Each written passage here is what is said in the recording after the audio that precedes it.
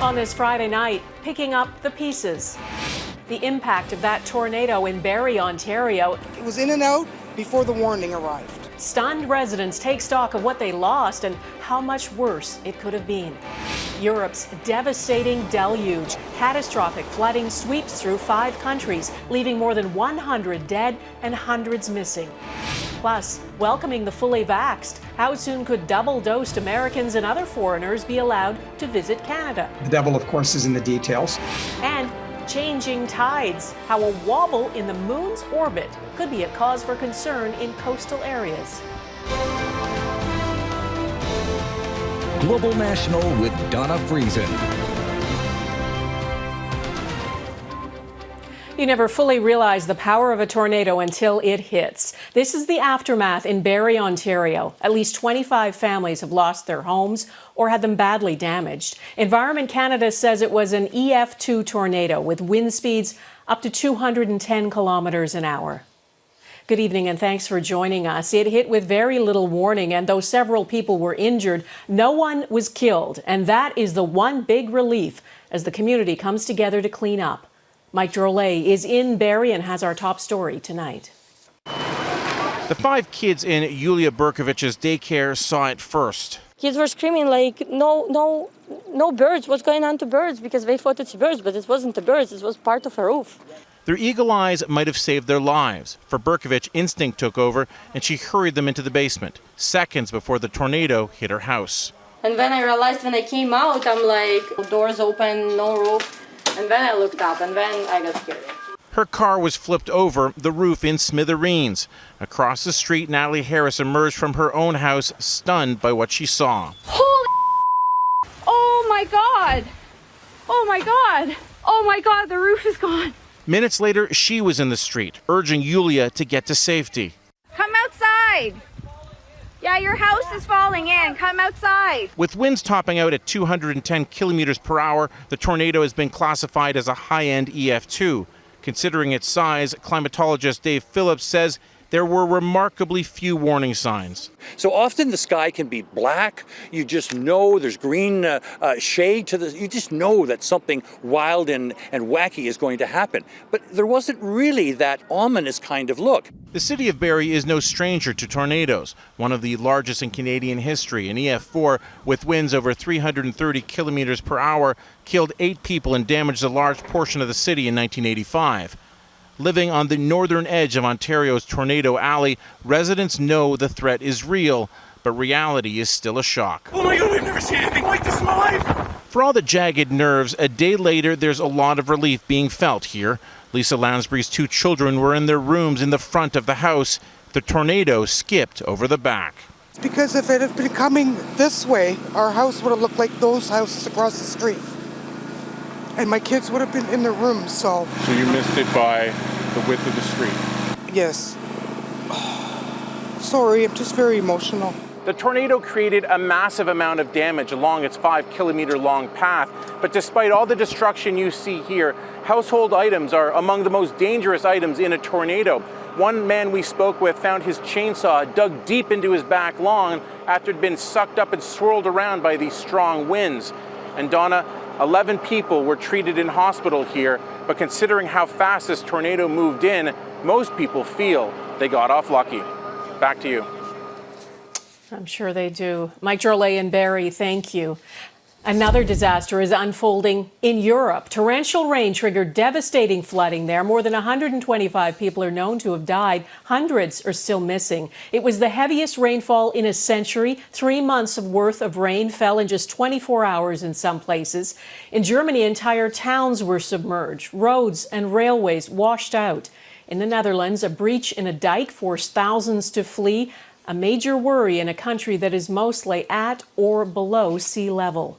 The relentless heavy rain began Wednesday, causing the catastrophic flooding across Western Europe, from Germany, the Netherlands, and Belgium to Luxembourg and into Switzerland. The intensity and scale of it has shocked some climate scientists who have long warned about extreme weather. As Crystal Goomansingh reports, rescuers are still scrambling to reach remote villages. Roads, houses, shops, the floodwaters spared nothing. German officials call this a flood disaster of historic dimensions. There wasn't any more left that could be broken, he says. Half the village is destroyed. More than 20 cities and districts in western Germany are battling back the waters. Power has been knocked out to more than 100,000 households, and mobile networks have collapsed in some flood regions, making it nearly impossible for families to check on loved ones. As the raging water grows deadlier, at least 1,300 people are still unaccounted for. Emergency officials are working around the clock. Dramatic rescues taking place off rooftops and in areas devastated by the flooding. The German military has been called in to provide support. Several key dams are sitting at critical levels. The rushing water, a spectacular and concerning sight to take in. A breach would push the situation from bad to worse. In neighboring Belgium, people in the east and south are being urged to stay home and off the roads. Swollen rivers and flash floods have also turned deadly here. We've had to go through renovations, says this man. We've had to live through COVID. We're hoping to get back on our feet. And there you go. Flooding has washed out large parts of the rail network in southern Belgium. High-speed train service to Germany is suspended as impacts are felt across northern Europe. The full extent of the damage throughout the region won't be known until the water recedes, but the number of deaths is expected to rise. Crystal Goomansingh, Global News, London. In this country, the BC Coroner's Service has now updated the number of people who died during last month's record-breaking heat wave. It now says there were 808 sudden deaths reported between June 25th and July 1st. It's not clear how many were related to the heat, but it is about quadruple what's been reported during that same time period over the past 5 years. More than 300 wildfires are still burning across BC. Close to 3,000 people have been forced to flee their homes. And many residents say they're frustrated the BC government has not declared a provincial state of emergency. One of the most aggressive fires is burning near 100 Mile House. And that's where Paul Johnson is tonight. Paul? Donna, here's a daunting thought to ponder. There are roughly 5 times as many wildfires burning in the province of BC right now than we would normally expect for this time of year. Of the dozens that are burning just in the southern half of the province, the bulk of the evacuations that have been triggered by those fires are in the area of 100 Mile House. So far, there are 1,500 properties that have received an evacuation order. Now, one area is the south shore of Canham Lake, and that's a popular and well-known destination for people with cabins and recreational properties. Now, residents there, and we spent some time with them this afternoon, have been dealing with this stubborn fire for about 2 weeks now, watching it shift along the mountain and in some cases inching down the mountain towards some of their homes. You can only imagine how nerve-wracking that must be. This fire just keeps on going. It instead of like it was almost under control, then they left it alone, then it went right under control again. So and now it's reaching right across an entire mountain. It just keeps going and going and going, and it doesn't seem like they can stop it. So now the town of 100 Mile itself is under evacuation alert. That means the 2,000 odd people who live there have been told to pack their bags and be ready to leave on a moment's notice if that alert turns into an order. Of course, the big picture here in British Columbia is this has all been driven by the weather. That record-breaking heat wave that we saw here a couple of weeks ago, combined with persistently dry conditions. Well, we've heard there's likely to be a break with some rain hitting the northern half of the province. So far, the forecast isn't offering anything meaningful that could help these fires that are in the southern half of BC. Donna? Okay, Paul Johnson near 100 Mile House. Thanks. Smoke from wildfires is affecting millions of Canadians. A heavy haze is blanketing Calgary, and an air quality statement has been issued for much of Alberta. Those most at risk are children, seniors, and people with cardiovascular or lung disease. Alberta is still very hot and dealing with its own wildfires. 90 are burning right now, 14 are out of control. And more than 130 wildfires are burning across Saskatchewan, driven by windy weather and hot, dry conditions. The air quality index is at very high risk through the central and northern parts of that province. This is a look at the smoke shrouding the Saskatoon skyline. People are advised to avoid strenuous activity outdoors. Now to the pandemic. Canada is making progress keeping case counts down and vaccinations up. More than half of eligible Canadians now have had both doses. And the Prime Minister is now hinting the border could open to fully vaccinated people from other countries by early September. Abigail Bimman looks at what's being planned and what factors it hinges on. It was an absolute source of heartbreak that they missed his entire babyhood. Mireille Léger is a Canadian living in the U.S., and there's been no help for families like hers to reunite with grandparents, with 2 boys too young to be vaccinated and therefore forced to quarantine. This is very frustrating. You know, my husband and I were both vaccinated. The entire community where we are, we're all immunized. The COVID rates are extremely low. While all 50 states are seeing an increase in COVID cases, blanket border rules are baffling many. We are looking closely at what the next step would be, particularly when it comes to fully vaccinated American neighbours. And that is a conversation which is happening in close collaboration with the leaders of the provinces. The government now signaling it will open the border to fully vaccinated Americans in mid-August and fully vaccinated travelers from everywhere else by early September. The Prime Minister and premiers discussed the plan Thursday night, including concerns border services will have enough resources to process a surge. It's that type of collaboration I think that the Prime Minister is welcoming. I certainly am prepared to offer, and I believe the major provinces are as well. There are many details yet to be announced, including the mechanics around an international vaccine passport. Even if there isn't an overall plan, let's make sure there's a plan to implement this announcement, because at the end of the day, policy without execution is just policy. It's not action. That I think is key, because it will build confidence. The current border closures expire Wednesday. The Prime Minister is promising more details next week. Canada and the U.S. have so far moved in lockstep. The White House says the president will soon be briefed on the latest in terms of reopening. But one White House source tells Global News there's nothing yet on the American side that matches what our Prime Minister is saying. Abigail Bimman, Global News, Ottawa. Ontario has moved to step 3 of its COVID-19 reopening plan. For the first time in months, indoor dining, gyms, cinemas, nightclubs, and other venues can reopen. There are still capacity limits at nearly all businesses, and masks will still be required. Social gatherings of 100 people are allowed outdoors and 25 people indoors. About half the population of Ontario, more than 7.5 million people, have now received both doses of a COVID-19 vaccine. Bringing back the masks, a cautionary tale from the U.S. Coming up, restrictions return as Americans battle what's being called a pandemic of the unvaccinated. Plus, a monumental moment in Paris.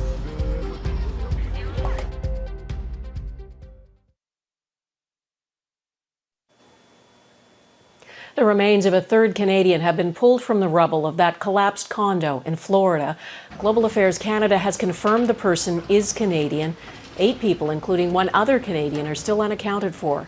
Recovery efforts may soon come to an end. 3 weeks after the Surfside building collapsed, 97 people are known to have died. Germany has declared Greece and the Netherlands COVID risk zones again because of a sharp rise in cases. Today, the Netherlands reported more than 11,000 new cases. That's the biggest one-day increase since Christmas. Just 2 weeks ago, restrictions were lifted in the Netherlands. The UK is also dealing with a huge surge. There were more than 50,000 new cases today. Plans are still going ahead to drop the remaining public health restrictions on Monday. Both the UK and the Netherlands are cautionary tales about relaxing the restrictions too soon. And in the U.S., Los Angeles is reimposing its mask mandate for everyone, regardless of vaccination status. The restriction was lifted only a month ago, but the highly transmissible Delta variant has led to a rapid and sustained spike in cases in every single state. And as Jackson Prosco reports, hospitalizations are rising fast too, almost exclusively among the unvaccinated. It took less than a month for Los Angeles to go from success story to cautionary tale. With the Delta variant surging rapidly, a mask mandate is coming back. This daily increase in cases, so the high level where we are now, puts us in the category of substantial community transmission. All 50 states are now seeing an increase in cases, a surge driven by the unvaccinated. I don't like it. I'm vaccinated. I wish everybody else would get vaccinated, so it's a little frustrating. In Las Vegas, masks are once again recommended for everyone. In Mississippi, those over age 65, the most vulnerable, are being told to avoid gatherings indoors regardless of vaccination status. This is becoming a pandemic of the unvaccinated. 99% of hospitalizations and deaths are among those who've avoided inoculation. In areas with low rates of vaccination, the virus is surging fastest. Breakthrough cases, though typically mild, are being reported in larger numbers among the fully vaccinated, too. Our vaccines work. They work for what they were intended to work. They prevent us from dying, prevent us from being in the hospital. In a country with easy access to vaccines, there's still substantial reluctance. Only 48% of the population is fully vaccinated. The White House blames an epidemic of misinformation circulating on social media and conservative cable news channels. There's no reason right now, no clinical reason to go get vaccinated. Those who peddle and promote these dangerous lies are harming the very people who are most at risk and furthering a pandemic that has already taken more than 600,000 American lives. More will surely follow. Amidst the renewed surge in cases, hospitals are filling up again, and deaths have started to increase. Many of the states now suffering the hardest claimed victory over the pandemic long ago, making the return of widespread restrictions or lockdowns unlikely. Instead, Americans are told they face a stark choice in the face of the Delta variant: get vaccinated or risk getting the virus. Donna? Jackson Prosco in Washington, thank you. The Eiffel Tower in Paris has reopened after an 8-month closure. Masks are still mandatory. Elevators will run at half capacity, and visitors will have to show either proof of vaccination or a negative test. This was the longest closure of the Eiffel Tower since the Second World War. Still ahead, the great beluga migration, a whale of a time in Canada's northern waters.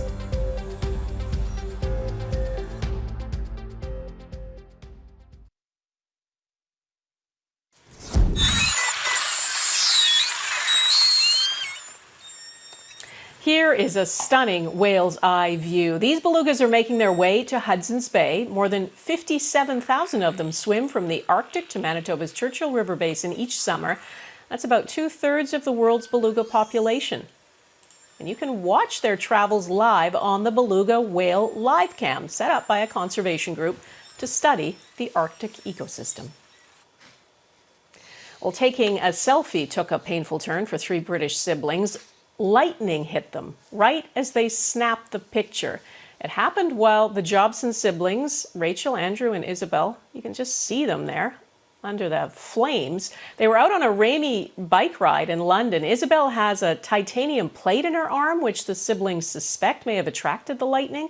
All 3 of them were fine. They were treated in the hospital for minor injuries and discharged a few hours later with quite the picture to tell the story. Watching the moon wobble next, why people in coastal communities need to keep an eye on the shifting lunar orbit.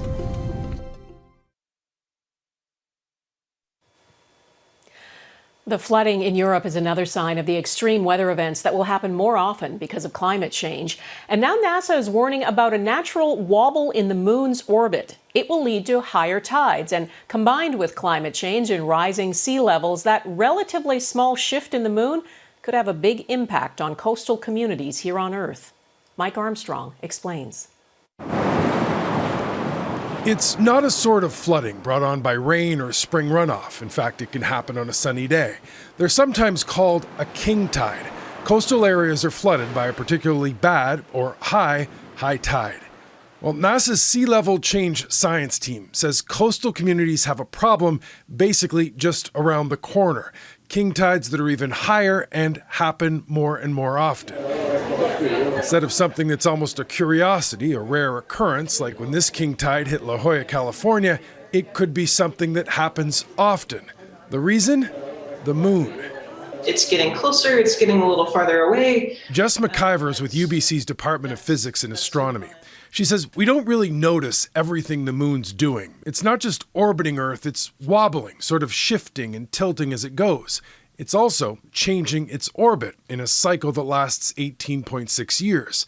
Well, at one point in that cycle, its gravitational pull on Earth means higher tides. It's nothing new. The phenomenon was discovered in 1728. The difference is climate change.